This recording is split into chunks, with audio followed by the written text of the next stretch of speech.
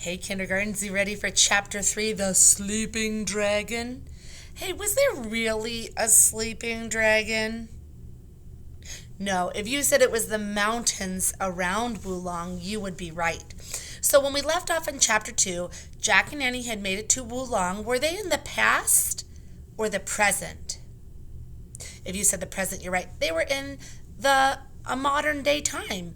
And they had on clothes like everybody else. They sort of dressed and were similar to everyone else. When they got there, they went to a restaurant. And did they think the food was pretty normal or kind of weird?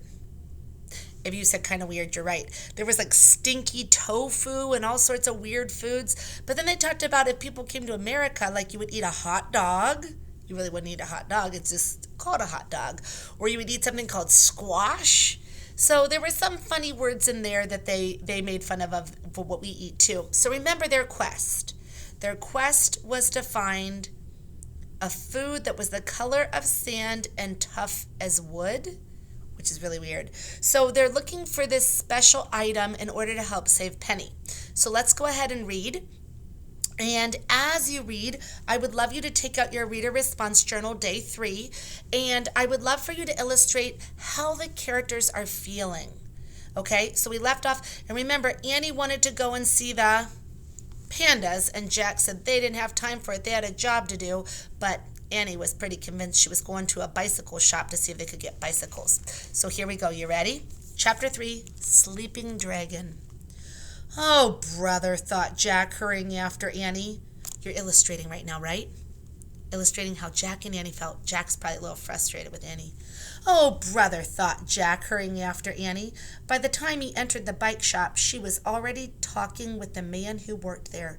Good news, said Annie, rushing over to Jack. He says we can get to the Panda Center on mountain bikes, and it's only 30 won a day per bike. Did he say how long it takes to get there? Asked Jack. Not too long, said Annie. She clapped her hands. Her eyes were shining. Jack, I can't believe this. So if I were drawing Annie right now, she would probably be pretty excited and happy. And Jack is a little frustrated. Annie was so excited about the Panda Center that Jack couldn't say no. And there's your answer.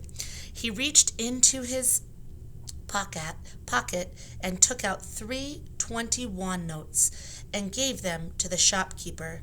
The man handed Jack and Annie their helmets. It's a beautiful ride up the mountain, but be very careful, he said as Annie put on her helmet. Thanks, see you later, said Annie. She grabbed a blue mountain bike and steered it out of the store. Be very careful, the man called after her again. Very careful of what? Wondered Jack. But tucking his helmet under his arm, he grabbed a red bike and followed Annie. So the bike guy told me to go up this street and turn left onto the highway, said Annie. Then we just stay on it until we come to the Panda Center.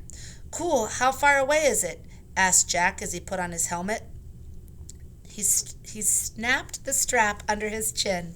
Not far, just 5 or 6 miles, said Annie. What? Said Jack. Don't worry, we can do it easy. Annie pushed off and pedaled away. To Panda Paradise, she shouted, zooming up the street. 5 or 6 miles, muttered Jack. Up a mountain, great. He got on his bike and followed Annie. She reached the end of the street and turned left onto the highway. Jack hurried to catch up as he pedaled up the highway. He glanced at the scenery. On one side of the road was a steep mountain slope. It was covered with fir trees, bushes with purple and pink flowers. On the other side of the road was a steep drop down to a river valley. The river sparkled with sunlight as it rushed through the green farmland. More cloud-covered mountains loomed in the distance. Here are Jack and Annie riding up the mountain. Do you see that? There's this steep side that goes to the river, and then there's the mountain side.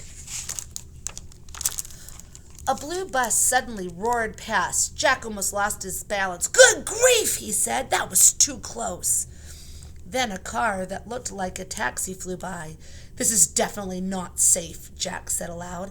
How could he have let Annie talk him into riding bikes on a highway? They should have taken a bus or a taxi, or better yet, not gone at all. Annie! Jack shouted. She was so far ahead that he could barely see her. Annie! Jack yelled again, so loudly as loudly as he could. Slow down, Annie! Slow down! Annie rounded a sharp curve and disappeared from sight. Jack stood up on his pedals and pumped with all his might. He imagined Annie veering into the path of a vehicle or driving off the cliff. When Jack finally came around the curve, he saw Annie up ahead, waiting beside the road. A big grin lit up her face. Thank goodness you're okay, she called. I was worried about you. Jack rode to her and stopped his bike. This road isn't safe, you know, Annie said. You're telling me, said Jack, panting. But I can understand how that dragon felt. Can't you, said Annie? It's so beautiful. Yeah, it is, he said. But how much farther do we have to go? We can't forget about our mission. I don't think it's much further. Come on, we'll hurry, said Annie. She climbed back onto her bike. I'll go first, said Jack. Let's stay together and keep as close as we can to the side of the road. I'm serious, Annie. He gripped his handlebars and started pedaling again. Leading the way, Jack hugged the side of the road. He glanced back a couple of times to make sure Annie was doing the same. As they struggled uphill, huffing and puffing, a light rain started to fall. Mist gradually descended over the valley and the highway as they biked higher and higher up the mountain. More vehicles roared by, but Jack tried to ignore them. He couldn't believe they were biking up a mountain on a Chinese highway in foggy weather. Finally, Jack and Annie came to a sign that said, Conservation and Research Center for the Giant Panda. Yay, we're here, said Annie. The rain had stopped. Jack was wet, exhausted, and out of breath. I hope you're happy, he said. Annie gave Jack a big smile. I am, she said, totally. The Panda Center was nestled between two tall mountains.